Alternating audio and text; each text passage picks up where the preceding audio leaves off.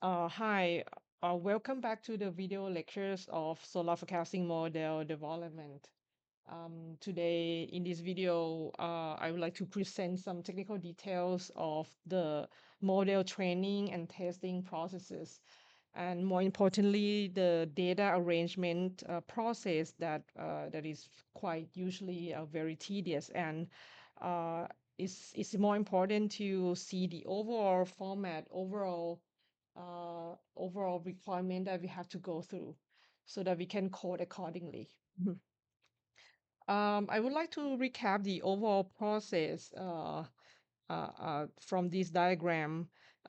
First, we have to have the data set, and the data set will be split into three data sets: train and validation and test. So the process that involve the data pipeline is first to prepare.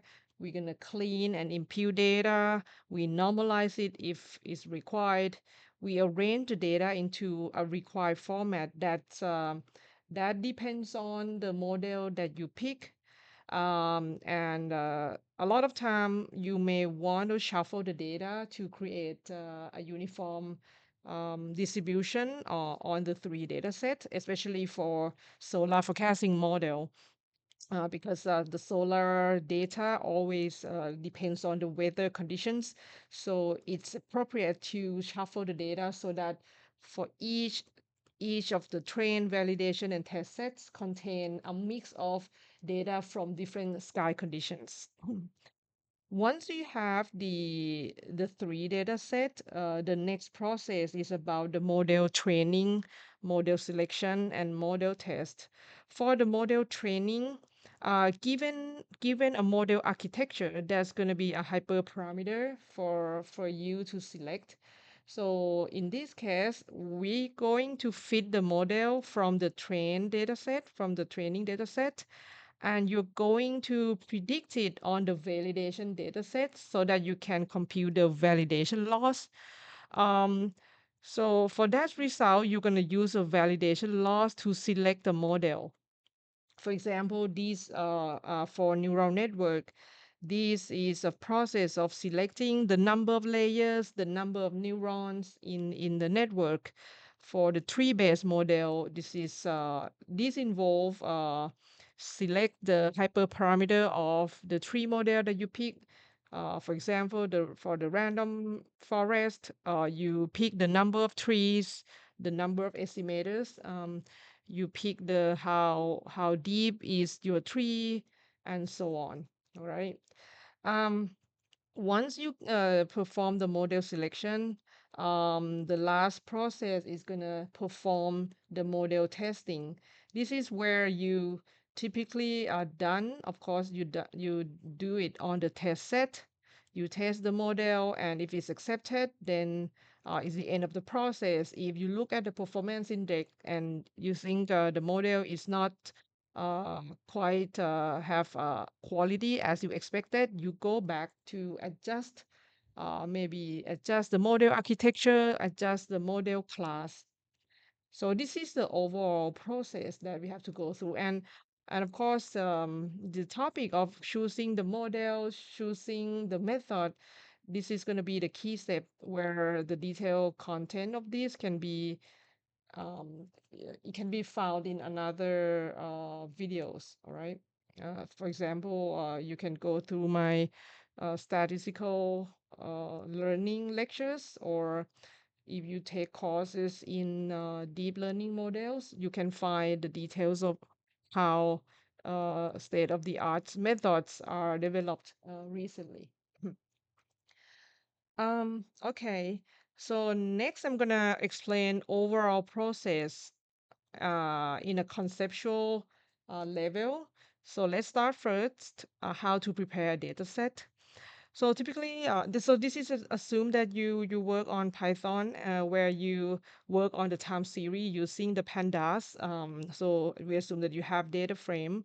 So first, we're going to explain how to arrange the data set when you want to train with the typical machine learning models.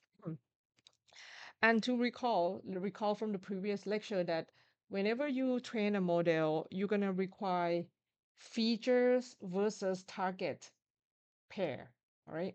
So for the feature set, also recall that there are three kinds of the features. First is the auto lag. This is the lag or the pass value of y. Y is your target variable. So we call it auto lag. Auto means y. And the exogenous regressors. This is the another independent variables that could explain your y. We also have the lag term. So in this example, suppose you have two variables, x1 and x2. And next, the next group of the feature is the future regressors. We use the variable z. So in this example, assume that you have only one variable.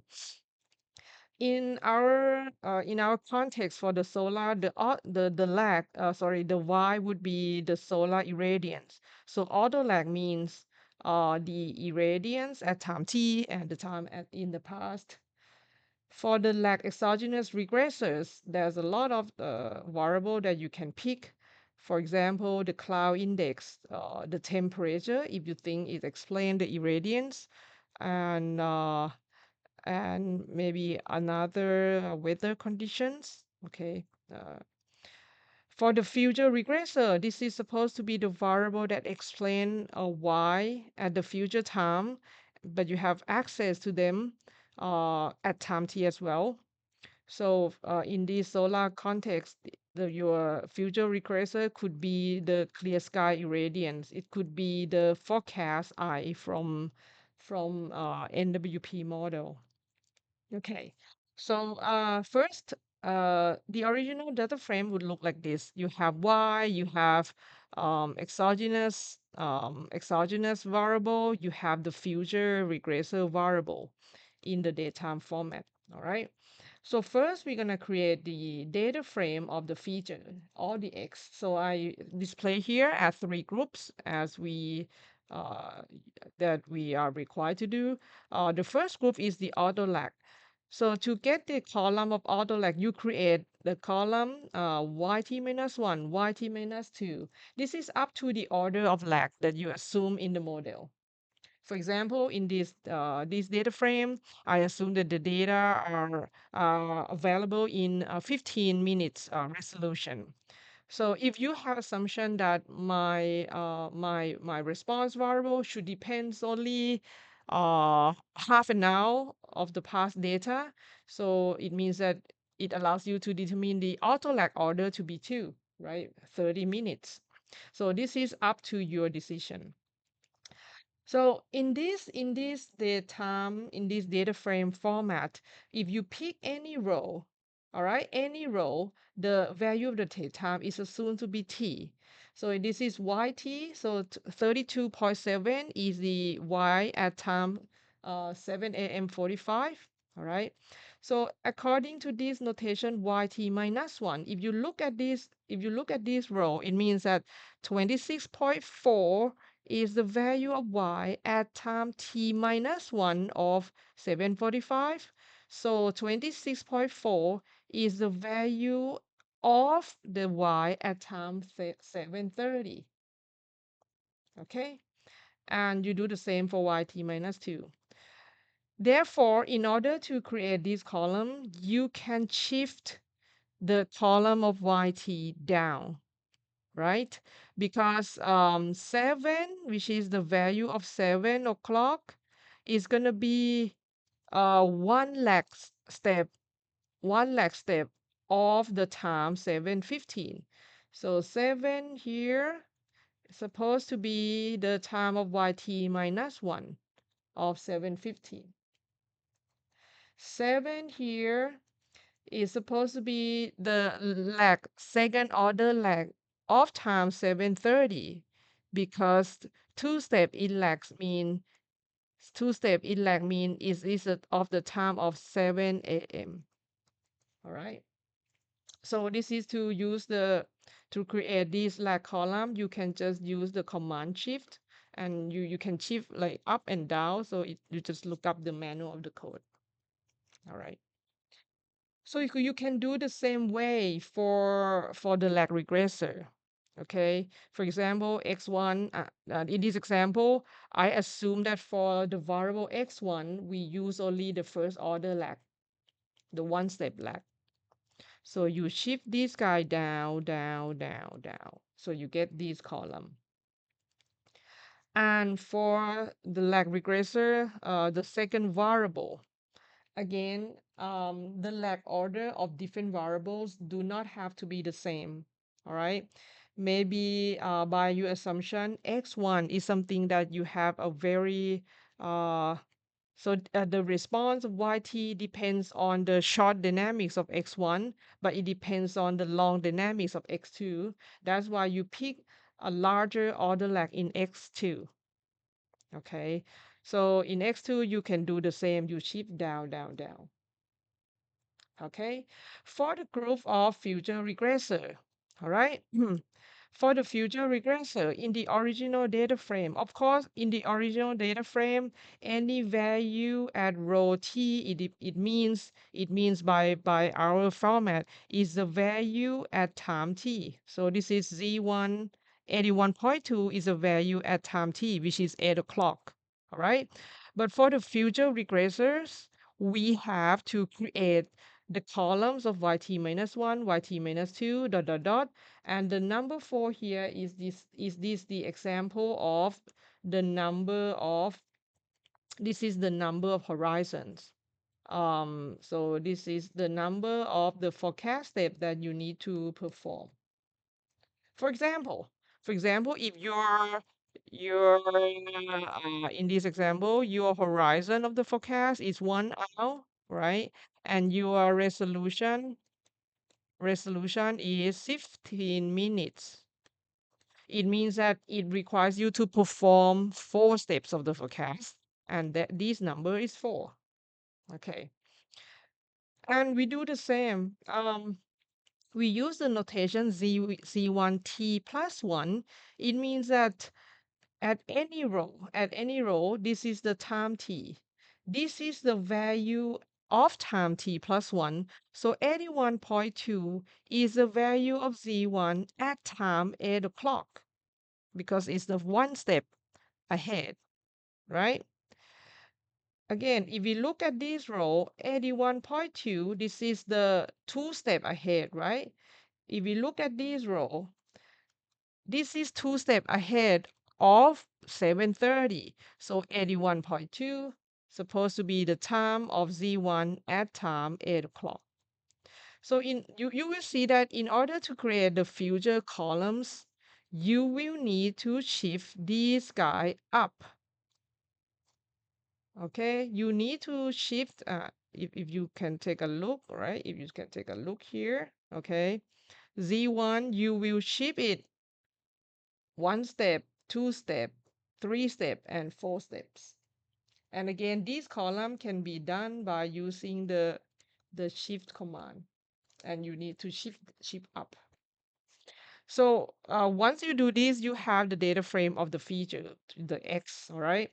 And next, remember that you have to create the feature and the target pair. For the target, because you typically you do the multi-step forecast, so you need to create yt plus 1, yt plus 2, dot, dot, dot, until yt plus h, where h is your number of steps in the forecast. And you do the same to get yt plus 1. You shift it up, up, up, up. Okay. You will see that for these data frames, they're going to be blank, not blank. When you shift the variable down, there's going to be a nan, not a number here, because your data frame start at 7, right? For this portion, for this one, this supposed to be the value at time 6:30, but you don't have it in the data frame. So the shift command will create a nan, not a number here. That means you have a nan for the lag column. You have nan on the top of your data frame, and you're going to have the nans in the bottom of the future columns. The future columns.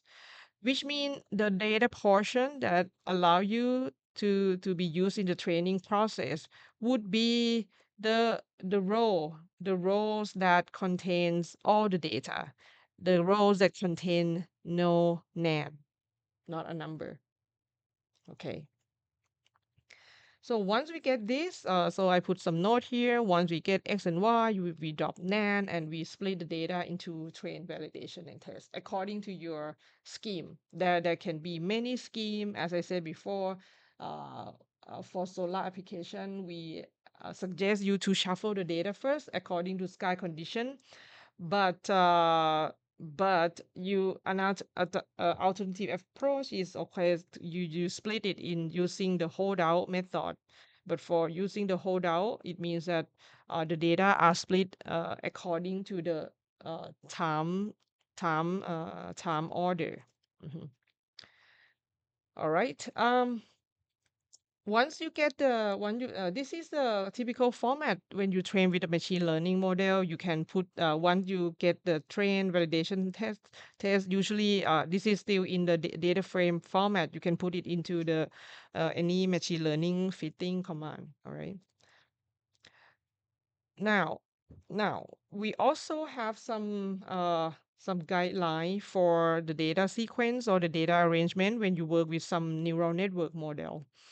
Um, the concept still the same. The concept stay the same, that you typically have the lag regressors. Now I group into two groups.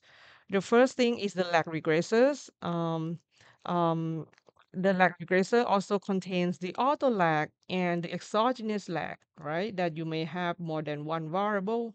And the second group is the future regressor, and you have the target. Okay. Based on the data frame that you get from these process, right? From these process, you can now kind of take a look at it as two groups, right? Lag and future. Now, typically for the neural network model, you you would like to arrange the data sequence into the tensor format, and you can use the data loader that available in neural network training platform. Um, so that the data loader will arrange the data from the same tensor you prepare. Okay. So for the lag regressors, typically the data has um, a tensor in 3D, three-dimensional format. The first axis or the first dimension is the lag order. Okay. And typically, when you work with the neural network model training platform, it is kind of a limited limitation that the number of auto lag order and the number of exogenous lag order will have to be the same, because you will be required to put the tensor in this format, right? So the lag order is the first dimension. The second dimension is the list of variable. For example, this column would be y, this column would be x1, this column would be x2. So what you do is that you're gonna pick this one, right? And then you kind of transpose to it, because you already have the data as yt minus 1, yt minus 2. So if you flip it, you transpose it, you're going to have the column of y, and the lag order is arranged in this order. All right. And when you arrange, so when you pick one row, right? When you pick one row, you get this one, you get this one, you get this one, right? And of course, what you have is kind of, you're gonna have one piece, one 2D piece, and if you move along the rows, it means that you get another piece, another piece. So the third axis is going to be the samples, the dimension of the samples. Okay. Hmm. So the number of samples you have is going to be the number of rows where all these rows must not contain the nans. For the future regressors, the data is also prepared in a tensor 3D format as well. But the first dimension is going to be the number of multi-step. For example, as I said, for 1 hour horizon, the data resolution is 15 minutes. You can have 4 steps, right? So here the number of multi-step is 4.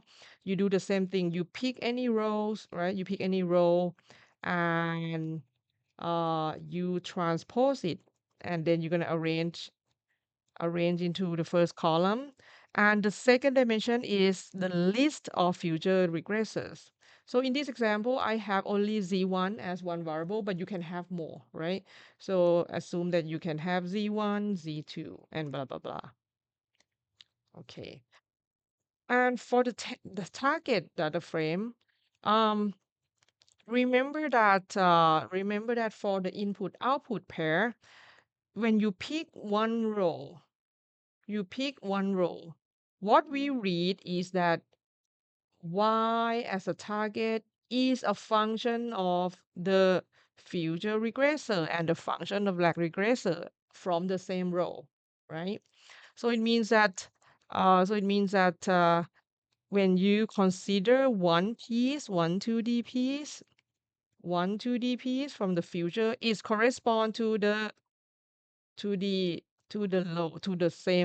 target from the same row. Okay, so I pick this row in this format. So for my target data frame, I choose to represent the second dimension as the number of steps. So as you move along the row, you get more samples. Okay, so last, this is the conceptual idea of how you map the input and output. One piece, right? One 2D sample of the lag regressor. It contains the data sequence from the past value. It contains the future regressors from the multi steps ahead, and it corresponds to the vector target of the multi steps. Okay, and let me point out that this is my conceptual idea that typically the tensor has 3D format like this. But the order of the axis, I mean, when you work on the code, it depends on the platform or the framework you use, right?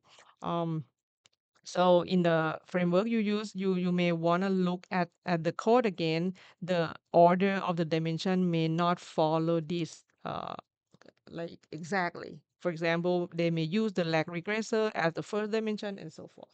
Mhm. Huh. So what I have explained, just follow the guideline that we just prepare the data set. Next, you're gonna fit the model and do some hyperparameter tuning. So this is a typically tedious task. The overall concept is you have a lot of approaches. So the tedious approach and like very time consuming is the grid search. So what you do is you test all combinations of hyperparameter values and you fit all these candidates. For example, if you have the number of layers in LSTM, you can make a list that is one cell, 2 cells, 5 cells, 10 cells, right?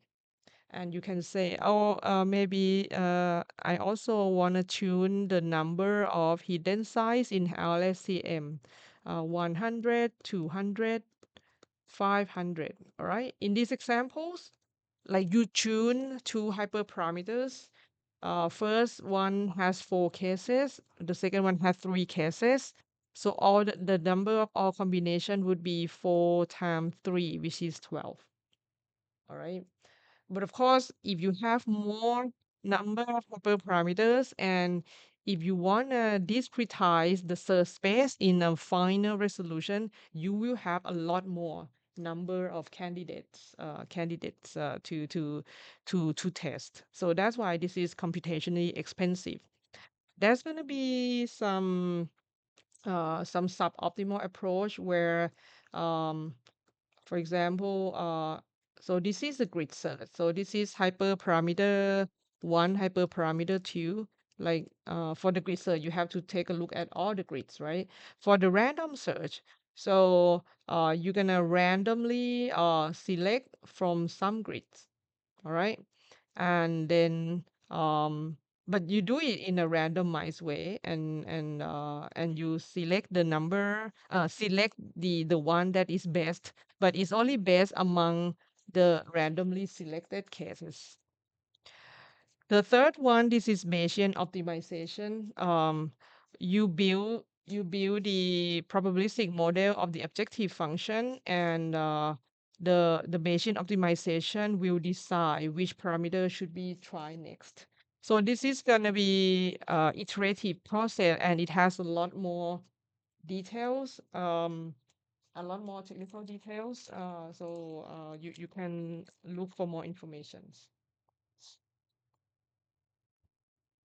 Um, Um, Once you tune the hyperparameter, did I mention that there are a lot of tools in machine learning tools that you can implement these hyperparameter tuning.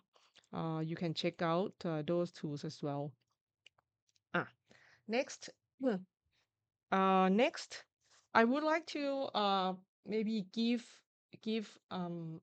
overall concept of how to define a model architecture for multi-step forecast. For the first one is that you're going to use a scalar output model. Typically, the model that follow this requirement is going to be the tree-based model or the SVM. So this model has scalar output, but because your forecast, this is the forecast of multi-steps, right? You need the target as a vector. So that's why you're going, if you use this scalar output model, you're going to have many submodels. So assume that H is the number of your multi-steps required by the specification. So you're going to have model one that is responsible for producing y hat at the first time step, y hat at time two time steps, all right, and so forth. But I would like to remind that because we have three groups of regressors, auto lag, exogenous lag, and the future regressors, we would like to make a note, and this is part of your decision now, that we would like to make a note that the future regressors at each case step, z at time t plus 1 should have only influence on y hat t plus 1. It should not, right? It should not have influence on the second time steps. So that's why we would like to use auto lag and exogenous lag as common input to all the submodels. But we're going to split the future regressor at time t plus k to the kth model. Okay. So this is the overall structure of multi-scalar output model that I'm going to implement in my project. Second approach is that when we work with a more advanced model that can produce the multi-step target. Um, So in this example, in this framework, what I assume is that I have one model that is typically complex, all right, and I call it a common model. This common model is responsible for learning temporal dynamic from my auto lag, from my exogenous lag, all right. This model can release multi-step forecast variable. I mean, multi-step multi-steps target, right? But because we haven't used the future regressor yet, and as I said before, the future regressor at time t plus k should should only have influence on the target at time t plus k. So that's why the output of the common model will be used to the all models, to the all submodels, but you're gonna concat, the output of common model with the future regressors. All right. So in this framework, so my model is getting more complex because I need to train these common model part and the submodel parts all together at once. All right. So with this, the recent technology, the common model can be something that you can pick from state of the art. It can be LSTM, it can be CNN, can be transformer, etc. All right, but you're going to have a choice on the submodel that is going to use these information along with the future regressor to release the final output. So these can be feed forward neural network. It could be just dense network with uh, some with a number of layers. Okay. When we illustrating the code, we I'm going to implement according to this idea. So we're gonna come back to this slide again. Okay. So now once we're done with the training process, and now we're going to collect the prediction results. So there are some format in the data frame that I would like to explain first. Mhm. So there are typically two common formats that we're gonna encounter to present the prediction results. A lot of times when you predict, when you, for example, you dot predict, all right.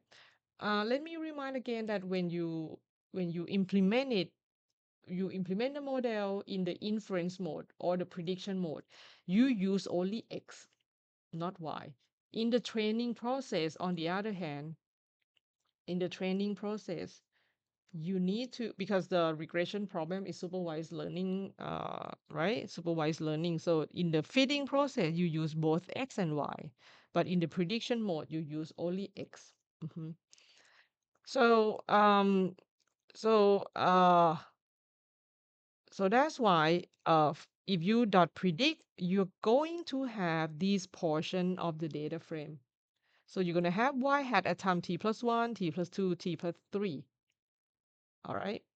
Of course, in the previous example, I assume that I have four-step forecast. This is just an example, right? From when we come back, when we're talking about this, I could have I should have t plus 4 here as well, but just to shorten the representation. So let's just assume that I have three steps of the prediction. So it means that these come from the model prediction, and somehow you can collect YT from the original data frame. So in this format, I call it the prediction mode, and this is based on the execution time. What it means is that for any row, the timestamp on the date time here is t. So the values of yt is certainly the y at time t. And with this notation, y hat t plus 1 given t, it means that it is the prediction of y at time t plus 1, but I'm going to do it. I do the forecast at time t. So that's why I call it based on execution time.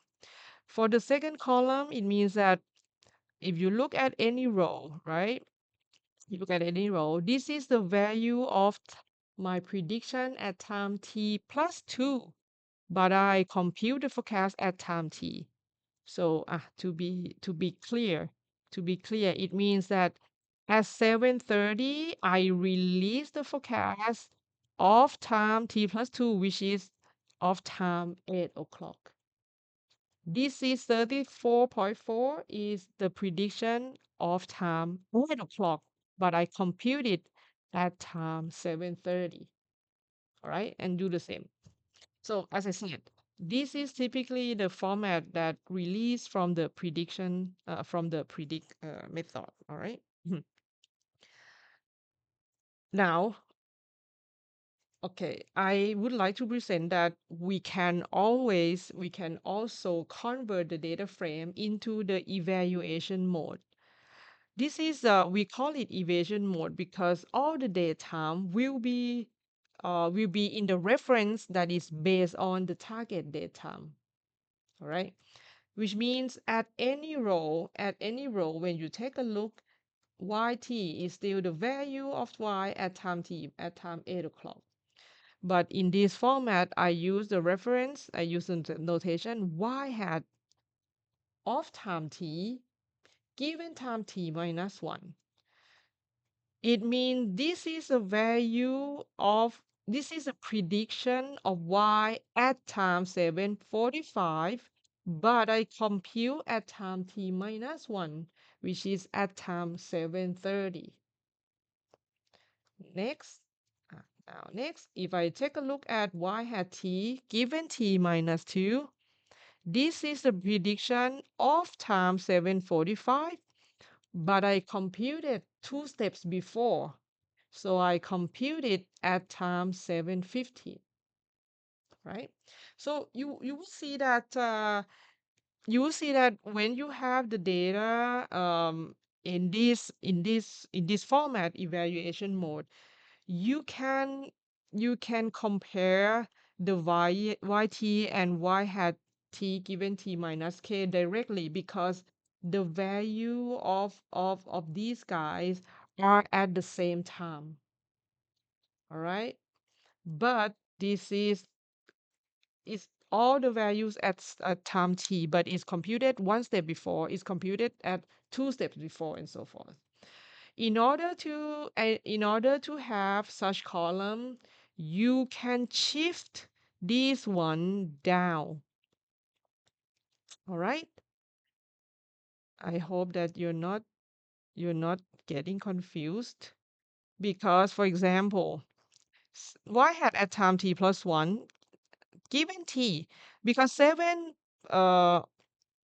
72.5 here is supposed to be the prediction of 1 step ahead, right? So it's supposed to be the value of 7:15. So that's why you shift this value down, 1 step down. This value is supposed to be the prediction of time 7:30, right? So that's why you shift it 2 steps down. Okay, I hope you're not confused. Um, so go so basically from this data frame to this data frame, the portion of this guy can be shifted down by 1 step, 2 step, and 3 steps. Okay. As I said, the evaluation mode table allows you to compare YT, 1 step prediction, 2 step prediction, and so forth, all at once. Okay. So when we have this reference in mind that we have two formats, all right. Now let's talk about the task that we must do after we train the model. Let me drink. Okay. First of all, after you train the model, the very first thing you want to do is to compute the performance metrics, MAE, RMSE, and so forth. Remember that we have the target data frame from here. Remember that we have the target data frame that we already create YT, like the k step ahead of the actual values. We already have this data frame, right? So I put it as a reference. I put this as a reference. And previously that we have the data frame of the prediction results that based on the prediction mode. Okay, so I put it here. Yeah. Now, you can see that all the two data frames can be directly compared because when you prepare the target data frame, when you read at any row, yt plus 1, the value here, 49.8, is the value of y at time t plus 1, which is actually is the value of y at time 7:15. This is the value of y at time 7:30. This is the value of y at time 7:45, right? I mean, that's why, this is the actual value at time t plus 1. But on the prediction mode, I also use the notation in the same reference format. This is a y hat of time t plus 1. So it means that this value and this value can be directly compared. Okay? Which means you subtract these two columns. Remember that we always compute the error as y hat minus y. So that negative value refer to underestimate, positive value refer to overestimate. So you can subtract these from the first column, subtract these from this column, and so forth. All right. So and then you, all right. I hope that you're not confused. Um, so you're gonna have what? Et plus 1 given t, et plus 2 given t, dot dot dot, et plus h given t, right? You're gonna have the error column. And then what do? If I ask you what is the error of k step ahead, you just take the average along this axis, right? MAE along this area.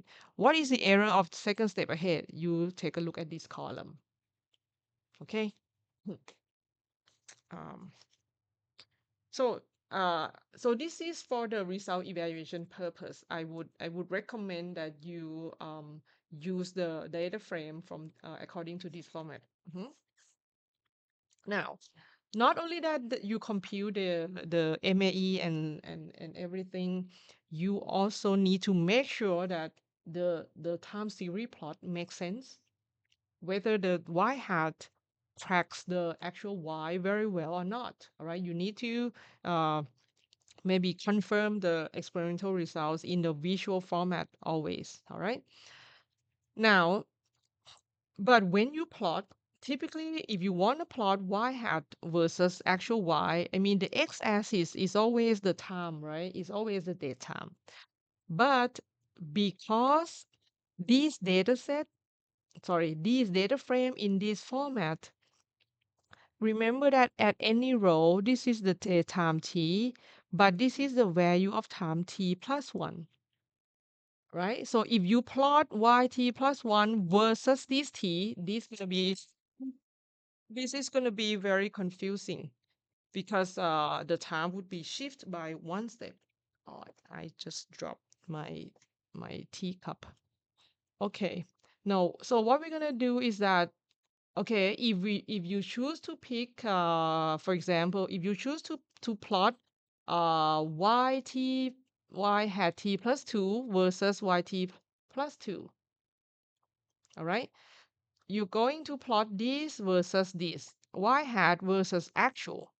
What you're going to do is that you're going to shift the date time to the future step, to the future by 2 steps, right? So that this is going to be the date time of yt plus 2. So what you're going to do is that you're going to use the date time in this column plus your resolution, which is 15 minutes here, times the number of k steps that you want to plot. So it means that once you shift the date time, and then you can plot using the new shifted date time, and you can do the same for all the k steps, and then you get the results. Last, last, uh, last, if you want to, this is already explained in previously. If you want to collect all the case step predictions into a single data frame that also based on the daytime target. So what you do is that you have the prediction mode that based on the forecast execution time, right? and then you convert to evaluation to the evaluation mode data frame, where this data frame is based on target data. You still have from here you have only y hat, right?